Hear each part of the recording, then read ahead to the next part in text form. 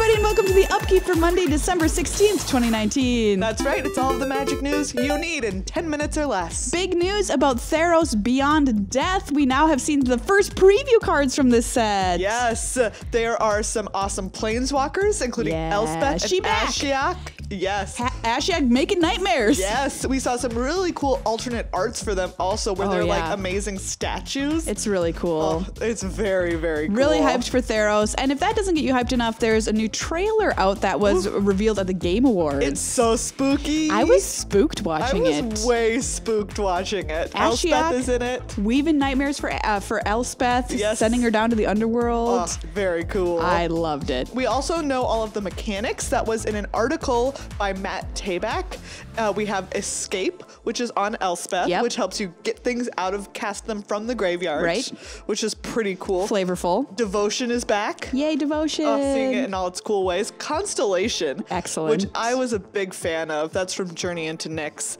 And most importantly, IMO Sagas. Sagas. I love Sagas. I'm so happy they're back already. And what a great place to bring them back. Oh, absolutely. Theros is, I can't believe that we didn't think of this. In the world of predictions, we should have made this one. I mean, we knew Sagas were going to come back, though. They're so cool. But specifically in Theros. Yes. Like we said, there's already been some sweet alt art planeswalkers and also some like full border cards and stuff like that. Yeah, the lands have been previewed for this set as well. Yes. Which are very different. They're mana symbols. That's it. Yes. That for the art. In kind of like a weird, like underworldy, constellation-y way. Yeah. So they're pretty cool. There will also be landscape lands that are available in like the Planeswalker decks and some alternate ways like that, but they won't be in regular boosters. Some other exciting news announced at the Game Awards was the Magic MMO has been officially announced. What? Did not see this coming at all. I mean, they announced it all the way back like in 2017. The new CEO was like, hey, we want to make an MMO based on Magic's IP. We have so much IP, we might as well make a world about it. It's called Magic Legends, and they released a trailer for it. It's a cinematic trailer, so it doesn't show any gameplay or anything like that. It's going to be produced by Cryptic Studios, known for Star Trek Online and City of Heroes, generally well-regarded MMO maker. But we really don't know that much more information about it yet, but I assume you're playing as these various characters. You can like Planeswalk or something like that, probably, because who knows? Why else would you make this? You can sign up for the beta right now. I did it, but no details yet on when that's going to be released. Yes. There was a BNR announcement today.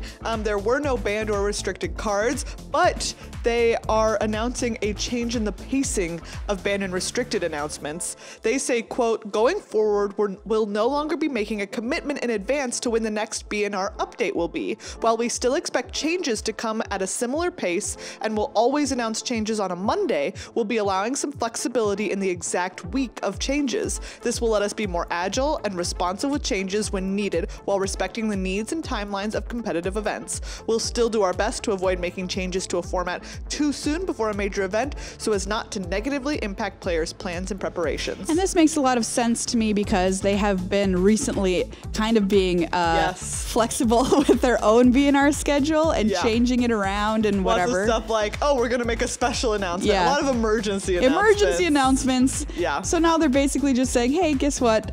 We're going to tell you when they happen. We'll make them when they need to be made and not based on this like weird arbitrary programmed schedule. Exactly. They also said our next BNR update will likely be in January. From that announcement onward, we plan to sync up Pioneer updates with the rest of our BNR updates and expect Pioneer changes to occur at a similar cadence to the rest of our non-rotating format. Okay, so it sounds like Pioneer has caught up essentially, and which is kind of, you know, if you ask me how fast that would have been, this seems like fast for it to sync up with the rest of BNR. It did seem, it's very rapid. It's been happening every week for a little while now. And so yeah, they're expecting things to slow down there. Maybe not so many busted things to appear week after week. We've got an update on Arena with the December state of the game. One of the things they are announcing with this is the suspension of cards in Historic. So this is different than bans in that it operates similarly to bans, but it's not permanent. So they can take cards off of suspension if they feel that they need to, which I guess is the same as a ban, but I don't know. I guess it gives them more flexibility because things have been unbanned before or whatever.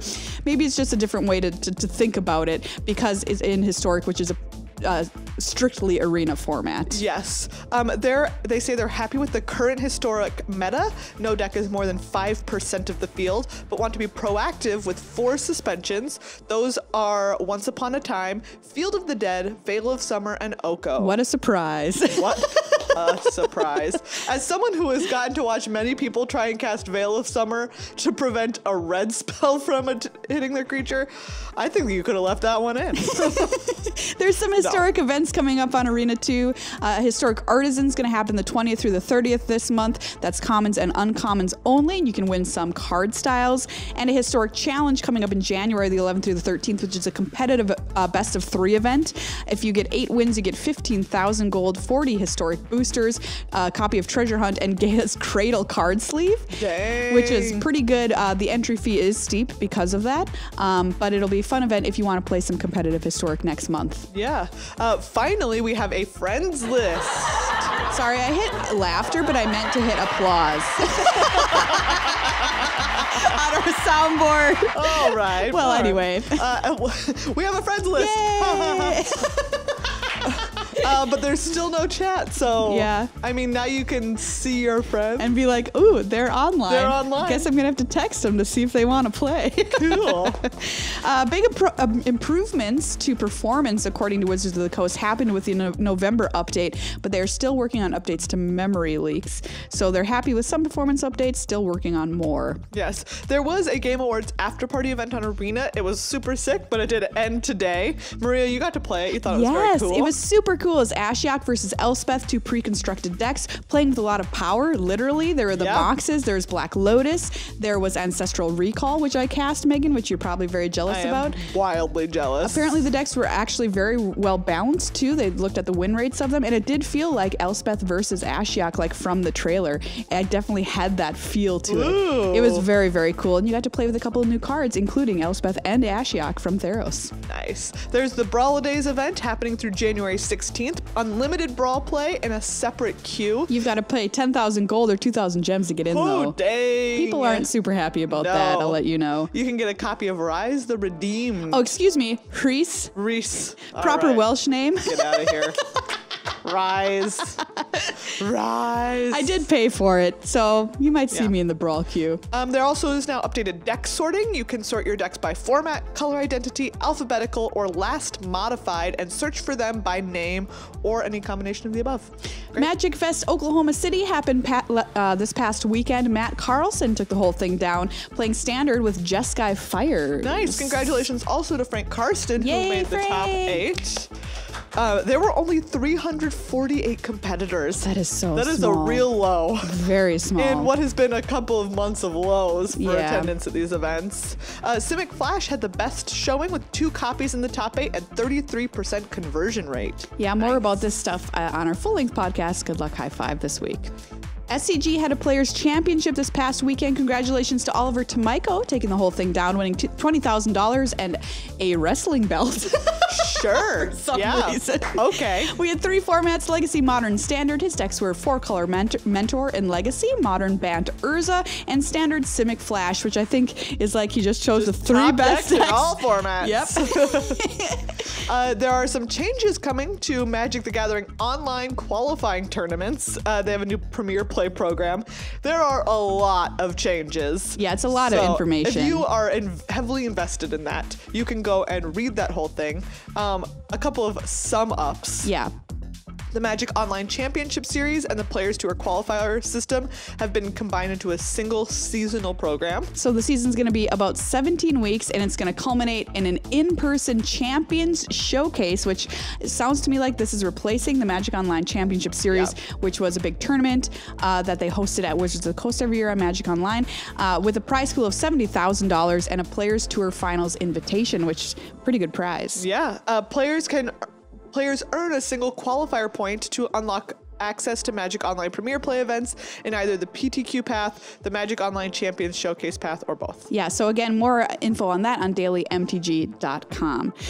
That is a lot of news this week. Wow, and we got there in 10 minutes. We did it! So yeah, if you want to hear more about any of this, check out our full-length program, Good Luck High Five, available every Tuesday, anywhere fine podcasts are found, and support us on patreon.com/GLHFMagic.